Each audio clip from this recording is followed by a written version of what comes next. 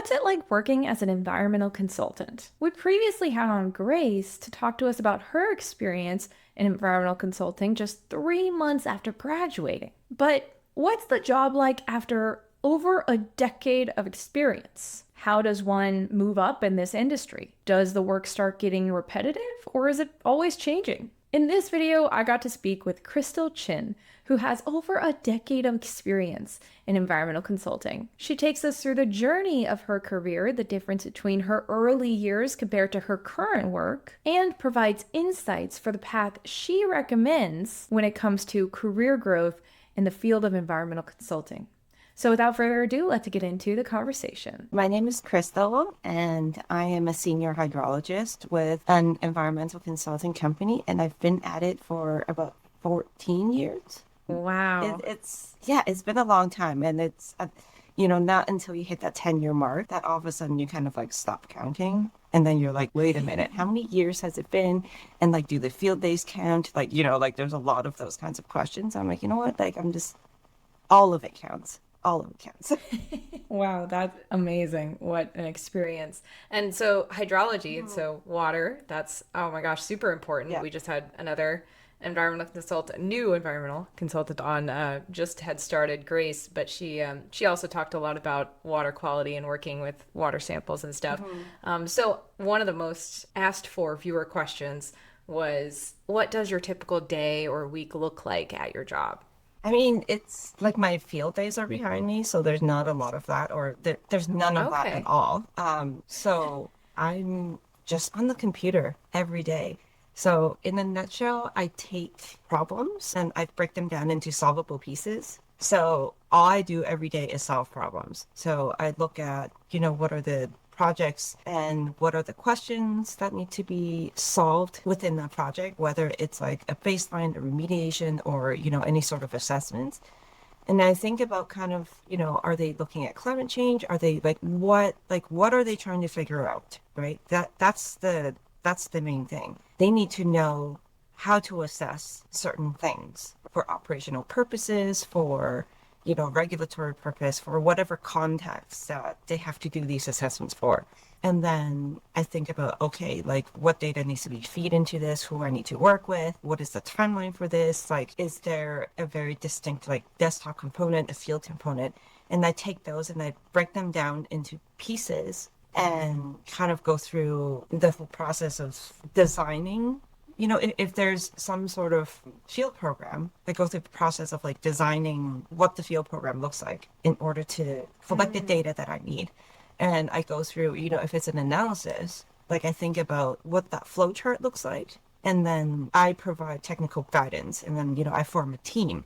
So then I have very specific Oh, people, okay. like I have a field team, I have a team like people who are very good at modeling, who, something I'm very bad at. So I would get them to help, and I just like pull different things, pull different resources to create this team in order to solve the problem. So there's a lot about like risk assessment and risk at first.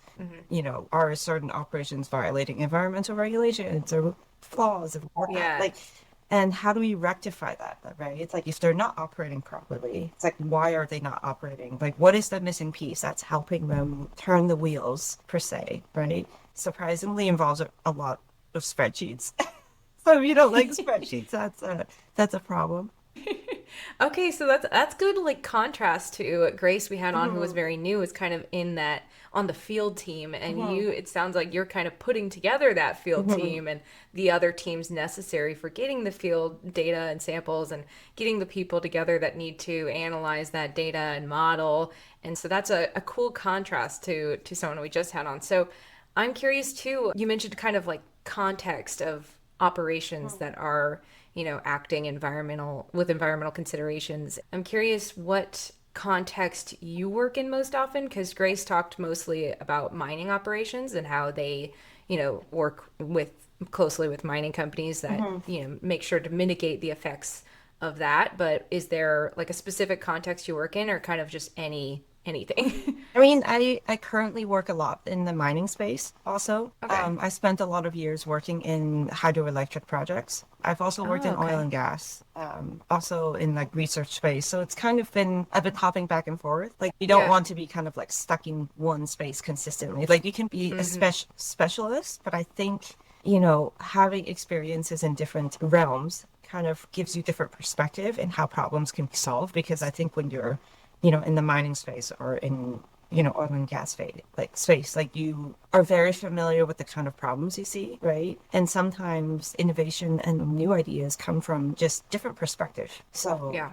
at the end of the day, we want to mitigate risk. We want to mitigate environmental effects.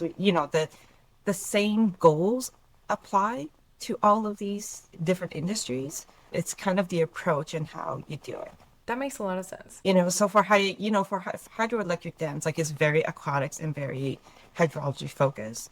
In mining is less so because that's divided between like soils, hydrogeology, geotechnical. Like so when you look at these problems, you have to think about what your discipline will affect Yeah. essentially. And that's very important to have that perspective of your discipline is not the most important in some, and your discipline is the most important in some. So it's good to have experiences in all of it. Wow, that's cool. The diversity. Oh my Hmm. gosh.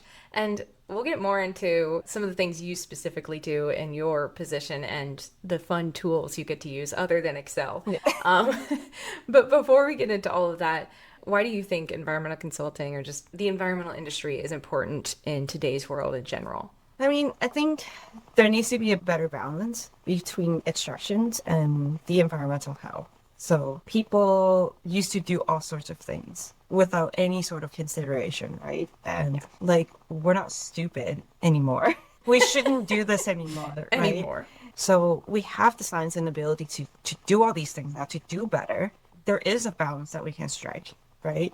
Like I'm an environmentalist, but at the same time, like I understand the need to like keep my lights on. Like I understand that people use cars, and I think a balance can be achieved, right? So you just kind of have to like find that sweet spot and hit it. Yeah. And, you can do all these things while mitigating environmental impacts and plan for climate change. Like we can Yeah. do all that stuff. So I want to be part of like steering the ethic compass and the morals of this industry in the right direction in the resource energy sector. So, Yes. I feel responsible in some ways in this sector. Like we're the ones who have to be responsible for the public and their safety. Yeah.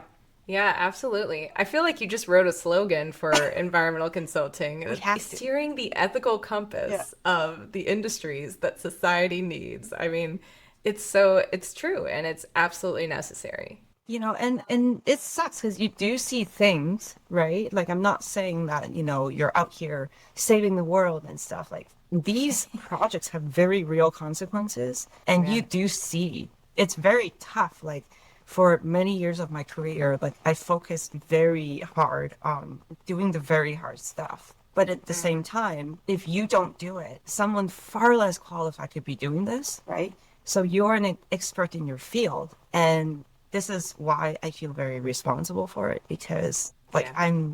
I know what my abilities are and I know what I'm good at, and I know there are people who are not like that and they have a far lesser compass or whatever you want to call it, like or standard, Yeah. right? So I want to see things done a certain way. So the only reason I can do that is to see through it. That's good to hear. I'm glad you're out there doing that.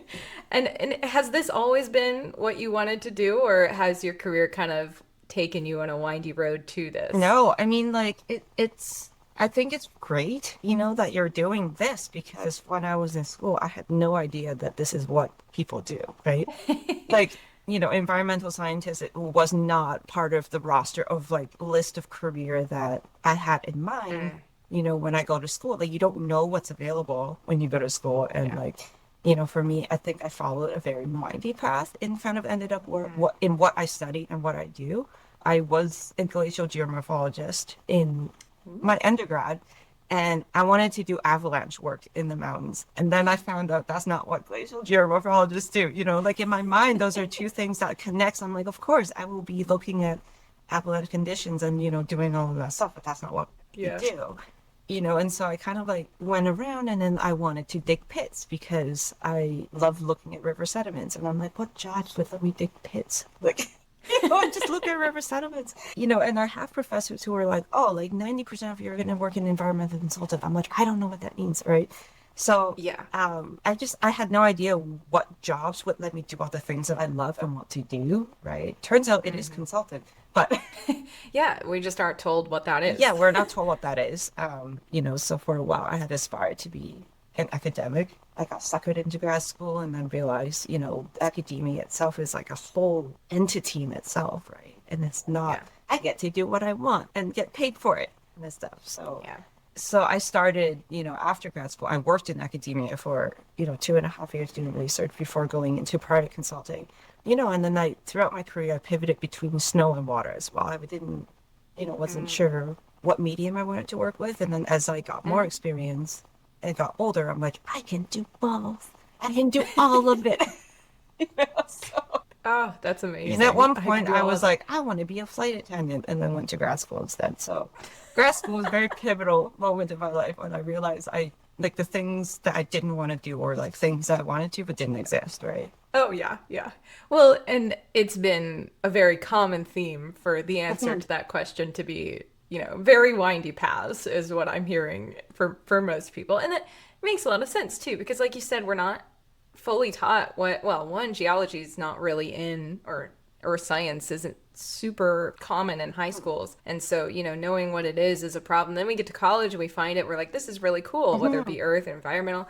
But, we're not always told exactly what those careers entail, especially things like environmental consulting. It's always a word thrown at us, but what is it? And so, actually, on that, my next question is related. So, what do you think is a part of this job that most people don't know about or would be shocked to learn about? I mean, I don't think any of my friends know what I do. So it's a job that's very hard to distill, right? Because Yeah. it was more obvious when I was doing field work. It was something tangible. People could see it. I could see it, right? Mm. And now Mm-hmm. it's really hard for me to tell people what I do for 8 hours a day. What's your go-to? This is my job. What do you tell people? That I study water. I think that my default answer is water resource management. And people seem to Ah, understand that because in some ways, well, I am, right? Like you're looking at water yeah, and how to manage them properly, whether or not there are people in that scenario or whether or not, the right. context is different, right? And people often, I think, underestimate how difficult our jobs are. I tell them like it's water and it flows downhill, and I tell them I specialize in it. You know, um, they're like, why? Like, how much do you actually need to know, right, to carry out the work that you do? The other day, for example, I was doing ice dyeing a shirt, with my 8-year-old, and my friends were around. Like, if you just scrunch up, a soaked shirt, you put ice on it, you sprinkle dye, and I'm like, this is my job, essentially, just watching ice melt in the sun, right? Like, I mean, river comes from glaciers, right? So it's like I'm waiting for a fresh ed and I'm watching ice melt, which are a transporter for contaminants in the mine site. Here we go. Like look at the Yeah, dye. So it's really cool. I find it very pure that I can distill it to that at times, but yeah. obviously there's more than that, right? So it's very hard. And often when people find out you're an environmental scientist, they think about, you work for a nonprofit, you work for conservation and all that Or they stuff. think like you plant trees or Yeah, something. exactly. Which, tree planting industry is a whole different thing as well. Like I don't know if it's a good thing. So there's that. Like there's a lot of common misconception to what that looks like. And also like for how skilled you have to be and how much you have to know, you don't get paid that much. I once had a contractor on site who, he looked at me and he's like, how much school do you have to be here to just for you to be in the same space as I am right now? And 100% he was getting paid more and he did not finish high school, so it's like it's just such a specialized career. Yeah. But these are the things I don't really dwell on. We Yeah. do because we love it. Yeah, exactly. I So know. I mean, I going into academia with the having gone to school in Texas, everybody that wanted to make a buck was going into the oil industry, and I yeah. was like, well, I like teaching and I like the research. So, Mhm. sometimes you go with what you're passionate about, and it doesn't matter Yeah. that the pay is less. It's still, you get to do that for your job and you love Yes. it. Like that's the takeaway. But it's so important. And similar to what you said when I talked to Grace, it was a very similar story of doing a lot of research and sampling and analyzing of water. And she also talked about how people don't really understand that water goes into everything and Mm. affects the ecosystem so heavily, because if it's contaminated and it's getting in the soils and the crops and the whole ecosystem, that is affecting so much more than people often realize. And actually, my next question is in the same vein as like water contamination. Can you share an example of how your work has helped solve a real world problem, like whether it be contamination or the health of communities or something like that? Mhm. A lot of the work I do is mitigation. Like you never let it get there, right? And Yeah. if it's already there, then you're doing remediation work. So minimizing anything that would damage the environment is like my job. This means nothing happens when I'm doing a good job, right? So Which, yeah, yeah. so no news is good news. So for example, I spend a lot of years doing regulatory compliance for hydroelectric projects. So I was actively, continuously monitoring these streams at different locations, making sure the models in predicting flows are correct, that the hydroelectric projects would not take too much water, right? So when they take too much water too quickly, it affects downstream fish and fish habitat. It can strand fish. It could dewater. It could do a lot of things. It could, and if they release too much water, then it also flushes out fish habitat. And depending on the time of the year, spawning grounds, stuff like that, right? Yeah. So my job was to, for 24 hours a day, monitor these streams at different locations, Wow. and making sure that these companies are not taking too much water. And if any of those violations happen, I have to assess what the damage is, whether or not there needs to be an action that follows up Yeah. and report to the regulators, right? So those are very like a constant work. These monitoring equipment monitor water levels at 2-minute intervals for 24 hours a day, every day of the year. So I get an alarm if the battery is below 12 volts. I get an alarm if the water level is too low. I get an alarm if, like there was a blackout of data. It's like the constant work. But none of that is Yeah. visible, right? So a lot of the regulation, it's like no news is good news. So all of my achievements are completely invisible per se, right? But what didn't happen is more Is the important. fish apocalypse, exactly. So Yeah. a lot of it's that, right? Like we anticipate that things are going to happen. So if you're a person of high anxiety, you found the right career, right? Because you're just kind of mapping out what are the potential pathways of these effects, and you stop them, right? And if you live in a city, anywhere that's like populated, and there's a river and there's an ecosystem that's like functioning as it should, behind it, it's always a team of environmental consultants who've looked at that to make sure that Yeah. all the stuff that's happening around the city is not impacting the ecosystem the way that it would, or to a Yeah. minimal anyway. So every time you take a walk, within the city and you see nature, it's like, it's us doing the invisible Uh, work. yes, that's why that is there, and it's healthy ecosystem. Exactly. Oh my So gosh. Yeah. Has your work been impacted at all by changes due to climate change or, regional changes in climate at all? climate change is it's like this beast that, just kind of hangs right on top of everything we do, on the vein of changing the frequency of extreme weather events, right? Even that alone, it's like, how do you incorporate that into the geotechnical design of, Yeah. a tailings pond, for example? Right. For a water treatment plant, for a pit, what is the, magnitude of flood that you have to account for so it doesn't flood with the contaminants out, right? And what is the frequency of that, so, and also what is the client's budget, right? It's like how much can they throw into this, right? Because if we're left to our own device, it's like, yeah, let's build the most robust thing ever, it will be great and it will be invincible, right? But the reality is they have very real monetary constraint, right? So you kind of have to Mm-hmm. figure out that balance. And, Yeah. with the changing in temperatures, what does that translate to? Well, in northern climates, it would mean melting of permafrost. So that would mean a higher base flow. This would mean quantifying them, putting them into numbers, into models, and then trying to get them to predict what future scenarios look like. Like those are all the work that we do.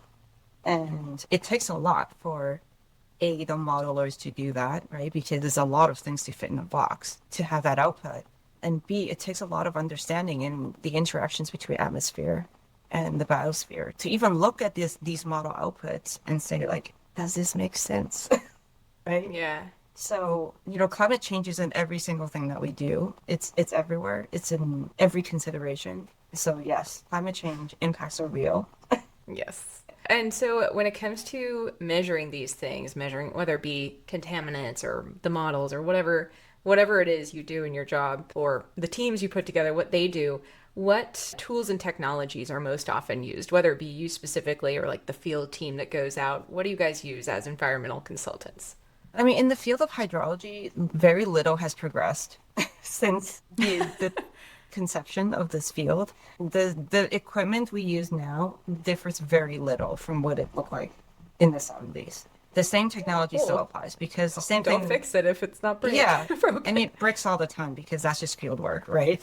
But but in terms of the technology, it's always, based on theories, right? And the theory doesn't change that much. Yeah. Water behaves very predictably in its weird way. Yeah. So when you're water sampling, at the end of the day, you have to physically grab an amount of water, and that will never change. How you grab it, it's different, right? Yeah. When Yeah. you do groundwater sampling versus surface water sampling, it looks very different, and the stuff that you analyze for is still the same minerals and same things that you're analyzing for. So the labs are still doing the same thing. So in hydrology is surprisingly expensive in terms of field work and the equipment involved. With benthic sampling, like you need a net and a lot of time, right? And with water, essentially you need a glorified bike computer, something that measures velocity. And it's the same concept in all of them. You just have different ways of measuring it. Yeah, that makes sense. I mean, you're right. The water processes haven't changed. So, why would we change the way that we, Yeah. look at it and analyze I it? mean, we do things safer now, right? So back then, you don't like it's a very physical, like you go into the water. I mean, you still do. Like you wade across the stream and you take a measurement. You put the glorified by computer and you measure, right? And it gives you a measurement. And when you see photos of how people used to do flow measurements during high flow, like they would install like a cable and hang like you would be dangled off of this cable, right? In a little kind of almost like a chairlift, like a box. Whoa. And you would dangle that equipment into the water. It's like, we don't do that anymore. Like, that's very dangerous. We now have like remote systems or, we use acoustics Ah, Doppler okay. and there's other things, like we've incorporated a lot of geophysics into measuring things, using acoustics and all that stuff. So things are safer. Okay. Yeah, that's good. That's a common theme I've also seen with a lot of people from various industries is that there's been a lot more movement toward remote sensing technologies and Yes. things you can use remotely to get the same measurement, which is safer, more accessible. So, yeah, that's wonderful. Okay, finally moving to viewer questions, or at least more of the direct viewer questions that we got. The first one is, what's the craziest site you've worked on and or kind of your best or favorite field experience? I'm so fortunate to have been able to been on some of the sites where I've been to. A lot of it's the access. When I used to work at the university, I worked in national parks. So I got to go Oh, and access some very cool places that are restricted to public, right? So those are really fun. I was also in a project that was looking at the feasibility of a geothermal project. So I got to be helicoptered into these places, like oh my these gosh. geothermal places. And, and when we finished a day early, we're like, you want to go to hot springs? And then the pilot would take us to the hot springs. So it's, having that opportunity to be helicoptered into the mountains and have that mountain all to yourself. It's Oh yeah. unbelievable, right? Yeah. The favorite part of my work also was seeing the scale of these projects, the engineering feat that goes into mining projects or hydroelectric dams and all that stuff, it's crazy, you know. And I think what I do have, you know, very real life consequences. Those people, the people who design and build these things, I can't imagine the pressure they feel, right? So those people, their Yeah. work has such crazy risk associated. I would Yeah. be way too gun shy to pull the plug up, you know, to pursue with any of it. So Yeah. all of those things that it really puts you in perspective, seeing the scale of these projects and like that you're a very small part of it. It's an important part, but it's very small, right? I've also dug a snow pit, like a 6 feet snow pit, straight into a crevasse once, and that was Oh my not gosh. a great experience. I would never forget that feeling in my heart when I realized there was a crevasse right underneath me, like that drop that I'm like, I have to get out of here immediately, you know? And like I Wow. went over to my field partner. This is why you always go in pairs. I'm like, we need to get out of here now. Like we need to abandon this pit. I know we just spent like 3 hours digging this pit, right? Like it's this 10-foot pit. Like it took so long and we got straight into a crevasse and it sucked. We have to abandon that pit. It was very scary. And after we abandoned it, both of us went into a meltdown where we're just like, now we have to dig another one. And it was so physically taxing and like physically and mentally taxing that both of us, you know, Wow. just went into our corners. We screamed for, you know, 30 minutes. Oh my gosh. Yeah, no, I've definitely never. I've dug a trench in rock, but not anything that would have I a imagine that's very crevasse. difficult as well. Difficult, but you're not at risk like that. That's crazy. Oh my There's gosh. so much Wow. unknown when you work in the snow, you know, because you have Yeah. avalanche probe and you try your best to probe. You know, even in the pit, I was like, how did we go straight into a crevasse, you know? And so I had my probe and I'm just kind of like, okay, solid, solid. And then an arm away, it was absolutely empty. Like the pole was hitting nothing. And the pole was like, you know, 20 feet or whatever, right? You're just like, Oh my gosh. there's nothing underneath you. It's a very scary feeling. So I would say Wow. that's one of the crazier sights and field experience that I've had. That is crazy. Well, I'm glad that you found Yeah. that and moved. Oh my gosh. Wild. Okay, so for the next couple questions are kind of very student related, people wondering how they can get into this career. So a few of them wonder, what's your geoscience background or environmental science background and training that you got or needed to get this role, and what, if any, advice do you have for students out there wanting to pursue this? There were a few specific questions of like, are there any certifications that students need to get, or do they need just a bachelor's, or do they need that master's, stuff like that. I think it depends in some ways on kind of the level that you want to get to, right? Like I recommend at least a master's in order to be very specialized in, you know, one specific field. Not to say I Yeah. haven't worked with people only with bachelors who've gotten very good at what they do in their field of specialty, but I also think that, you know, getting a master's degree puts you through an experience. It's not only academic growth, but it's also a lot of personal growth, right? Like every Totally, master's yeah. degree or, you know, every post bachelor, looks very different for different people. I mean, I only have my own experiences to draw from, but I learned so much beyond of just like the technical aspect of it, right? You know, you get better at technical writing. You have to conceptualize problems, like solve questions. You learn working relationships by working with your supervisor. It's a lot Yeah. of things that come with it that are also very applicable to a job in general, you know, or if not a master's, at least do like an undergraduate research study because oftentimes Yeah. you're like, maybe this isn't what I want after all, right? Like when you take a course is a very small snapshot of this field. And when you actually get into it, sometimes it's not as great as you think it is. So, like I did my undergraduate thesis, like I loved looking at dirt and sediment and all that stuff, right? And then I did an undergraduate thesis on sedimentology and stratigraphy, and I was like, I don't like it. You know, I can appreciate for what it is, but I do like just that alone. That is very niche, and I did not like it, right? So I pulled that out very quickly after that, Yeah. you know, but it was a way of finding out what I like and what I don't like. Yeah, I couldn't agree more about just grad school just giving you that personal growth and those experiences being in like it's kind for me it was nice because instead of going straight to like, big girl job, it was very much like a getting kind of more low stakes job experience. There your advisor is typically, especially when you start out, they're pretty lenient with you and you kind of get the get the experience of having the deadlines, having all the stuff, having to do research, having to be your own, kind of PI or like principal investigator on this research project and like manage people that are helping you, like your advisor. I mean, your advisor's helping you, but they're not in charge. You're in charge, and you have to like, delegate and get samples analyzed and do all this stuff that's like very applicable to a lot of fields that you might go into in geo or environmental. So Mhm. it's super helpful, and it's not just learning facts and things. It's learning how to investigate things and how to do a job. Yeah, and like it also teaches you, yeah, like interactions is very different, right? Like I think when people have like certain things they want to pursue, right? And then they go for a supervisor, it's like just because that professor is at the top of the field doesn't mean they're a good mentor for you, right? Yeah. So I've seen a lot of people drop out also because they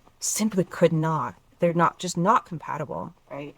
So if you Yeah. pursue, grad school, I recommend researching hard on the professor you're going to work with, right? Yeah. Talk to their students, like talk to their old Yes. students, the ones who got out successfully, right? The ones that are Yeah, the gone, ones who are and we'll be gone, right? honest. Like ask them for their opinions aside from like, do these projects, are these interesting to me, right? Yeah, So, absolutely. I know so many people that had bad advisor student relationships and just couldn't do it good. and dropped out because of that. Yeah. Not even because of the topic or, the difficulty. It was just that relationship. You got to talk to them, meet them, meet their students. I mean, that is so It's so important when important. Like, I think you should treat it as a lifelong relationship. Like, I still talk to my supervisor from time to time, and they're also like very good resources because they know everybody and everywhere, right? So, it is lifelong because when you go and try and get a job later, I mean, reference. you want them to be a reference, you want them to write you a recommendation letter, you want to keep that relationship. And, for if you do choose well and, you have a good relationship there, I mean, that's just going to be a delight. I talk to my old advisor all the time. I talk to even my committee members. I mean, having that relationship there, I go every time I go visit that area, I go back and see all of them. You really want to make sure your advisor and your committee are people that are there to support you and help you. And that's not always the case. So you just got to be careful about Yeah. that. So, I mean, like, that's the only thing, in terms of like the from school to career is the only advice I would have. I mean, other certifications, for example, like I am certified as a professional geoscientist in the province of British Columbia. That means I belong to this association. In order to keep my designation, there are very strict rules I have to follow. There's the list of tenants I have to follow, but they also are there to protect you, right? If anything happens, but they're also there to police you if anything goes wrong, right? So Yeah. when you work in the regulation space and with government and regulatory agencies, they rely heavily on those professional associations to keep their, members in check, right? Because they don't have time to like look at every single person and be like, are you a qualified person to be doing this, right? So they're putting the ownership on an external regulatory body to Yeah. regulate people within that field. So designations are very important in environmental consulting. It's a stamp. You actually get a physical stamp as well, where all the reports, like if I stamp it, it means I've personally reviewed every aspect of that project from the design to supervising the process of how the data is managed and QA'd. And if they find out that I did not do those, I can get kicked out of that association. I can get fined. In some severe cases, you can go to jail. So designations are very important. And if you were to work your way into becoming a more senior role, you have to get them. And do you need the professional geologist like license or certification to get into it to start, or does that come later? It comes later because they require a certain number of years of experience to get the full stamp. Oh, So, but there is, like kind of the in-between step that a lot of more junior environmental scientists apply for. They're just called like, they would call like engineers in training or geoscientists in training, geologists in training. okay. So the GIT, EIT would be kind of names, until they get enough work experience and then they graduate to like a full designation. So in different streams of the, like as a GIT, you have very limited capacity. Like you cannot sign off. You cannot do a lot of things, but you have to be constantly under the supervision of a PDO. So those avenues are there. And like for me, I just went full on to like a like PGO right away because I already have the number of years of experience. But I didn't realize how much not having that stamp was holding me back until I got it, Oh, and then all of a sudden I was like, I can sign off on things. Now I can like, yeah. I can guide, like fully execute things I want to execute. Because before I would execute things I want to execute, but I still need the permissions or someone else to sign off on it. Yeah. Someone else has to agree with what I do for them to be willing to put their name and reputation on paper, right? So, Yeah, that's good to know. I feel like a lot of times that's another thing in school that we're told is important, but not told what it is. This idea of licensure and becoming a GIT or a professional geologist and what those steps are and how they work. They just say, oh, that's good for some careers. And then they move on. They don't ever tell us, like, why that's good or what that will get you. So that's good to know for students looking into this. yeah, And then another common viewer question was, can somebody without a background in geoscience or environmental science go into environmental consulting? I think so. I mean, like that they can go into it in very different capacities, right? Like at the Hmm. end of the day, environmental consulting is still a company. It needs project managers, it needs operational people, it needs coordinators, it needs more than just the scientists, right? You can't have a building full of scientists and expect it to work. Like you need someone to wrangle these people, right? So, some of the most brilliant people I've worked with and worked very well with are not geoscientists, right? Yeah. But they're very practical people, for example. Like they know how to bring it back. And, they look at stuff that I want to do and they're just like, that's too much. There's a lot that, without an environmental science background, you can be involved in. In terms of like the area of specialty, I can only speak from like a hydrology perspective. It's quite difficult if you don't have the background going into it. Not to say you Yeah. you can't ever get there. Professional designation is like a whole different thing because to get this designation, you have to have a degree that's relevant to the field, right? So I can't just go in and get a professional engineering stamp because I'm not an engineer Right. by training. Okay. So each regulatory body is different in their requirements. But if you want to work in, the environmental consulting space without, that training, it's possible. I work with a lot of people who also don't have a stamp because they're not qualified for one, but they are very good at what they do. And because they're Mm. so good at what they do, they have people with stamps who would stamp their work. So, Yeah. yeah. Okay. Okay. Good to know. And then are you willing to share anything about salary or like how that grows over time? Or you don't have to. That's just kind of optional. Yeah, I mean, a lot of environmental consulting goes by hourly, and this Mhm. is all in Canadian dollars too. Beginning salary, you're looking at like 24, 25 an hour as like a very Mhm. beginner, no job experience. You're just going out to the field. And then intermediate, you're going into like the 30s per hour kind of stuff. So Nice. ish, and different firms pays differently. Different industry also pays differently. So Yeah. Okay. So finally, to the last couple questions that I love to ask, what is your least favorite part of the job and what's your favorite? my favorite part is the constant new problems. Mm. Like every project has different needs and in different environments and different like pieces to a puzzle, right? Yeah. So You're never stuck in the same routine. yeah, so the things that they ask for also differ slightly, right? So the approach in solving these problems are always different. So you're constantly like you may be applying similar methodologies, but it looks very differently for each project. And depending on kind of what the risks are involved in each project, you also have to scale your work very differently, right? So some clients, they want to see the full range of risk. So then, they're just like, give all of it to me, and then they want to have that all of those pieces in order to make decisions. So then you're kind of playing around with like, okay, what do I give them? Because are they going to go very aggressive or are they going to be very conservative? And how comfortable of that range I am willing to give them, right? So it's kind of like when a child asks for something, you're like, what do I give them? Are they going to be able to make a good decision if I give them the entire roster of freedom, right? Right. Right. So in some ways you're kind of like limiting, like you're doing a lot of picking and choosing yourself and then giving it to them. Right. Other clients, they just want, they trust you enough that they're like, We just want a recommendation. We don't care. Just tell us what to do. And then you're like, okay, well, I will do what I want to see. Yeah. Right?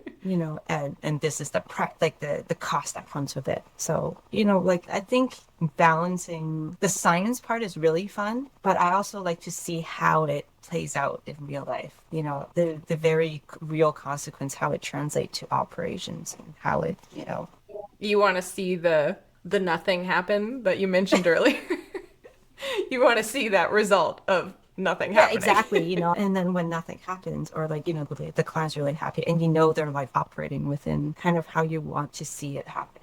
Yeah. And you're just like, that's great. Because now I've checked all the boxes and mitigated all the stuff that I want to mitigate to the best of my abilities. So, yeah, exactly. I want nothing. I want nothing to happen. And, I want. You get paid to make nothing happen. Exactly. I'm being paid so that it stays out of the public's mind. They don't see it. Oh my gosh, wonderful. And do you have a least favorite part, like emails or like stuff like that, or is it all I good? mean, like when I was doing the constant monitoring, the amount of emails, like the amount, like it was a lot. Like I was constantly on, right? Because every time I get an email, I'm like, what is happening?